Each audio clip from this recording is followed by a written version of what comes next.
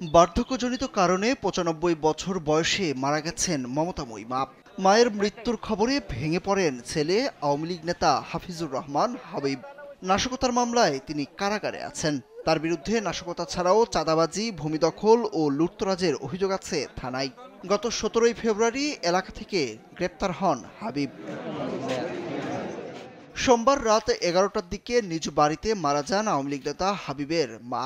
শেষবারের মতো মৃত মায়ের মুখ দেখতে এবং জানাজা ও দাফনে অংশ নেয়ার জন্য পরিবারের লোকজনের মাধ্যমে জেলা প্রশাসক ও জেলা ম্যাজিস্ট্রেটের কাছে প্যারোলে মুক্তির আবেদন করেন তিনি।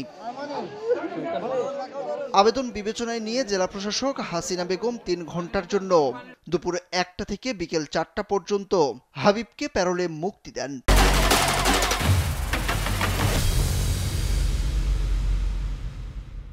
এরপর তাকে পুলিশি পাহারায় নিজ এলাকায় নেওয়া হলে মায়ের জানাজা ও দাফনে অংশ নেন তিনি।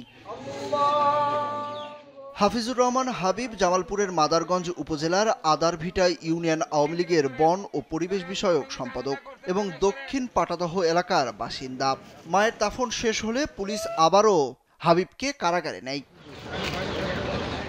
মাদারগঞ্জ মডেল থানার ভারপ্রাপ্ত কর্মকর্তা হাসান আল মামুন জানান, আওয়ামী লীগ নেতা হাফিজুর রহমান হাবিব তার মায়ের জানাজায় অংশ নিতে আবেদন করেন। জেলা ম্যাজিস্ট্রেটের নির্দেশে প্যারোলে মুক্তি পান তিনি। জানাজা শেষে পুলিশি পাহারায় তাকে আবারও কারাগারে পাঠানো হয়েছে।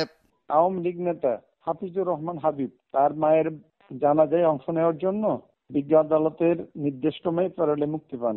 মায়ের জানাজা শেষে যথাযথ পুলিশ পাহারায় তাকে আবার বিজ্ঞ আদালতের মাধ্যমে কারাগারে প্রেরণ করা হয়েছে। আওয়ামী লীগ নেতা হাফিজুর রহমান হাবিবের বিরুদ্ধে নাশকতা, চাঁদাবাজি, ভূমি দখল ও লুটতরাজের মামলা আছে। এসব মামলায় তিনি গ্রেপ্তারের পর থেকে কারাগারে ছিলেন। সুরজ আহমেদ, কালবেলা।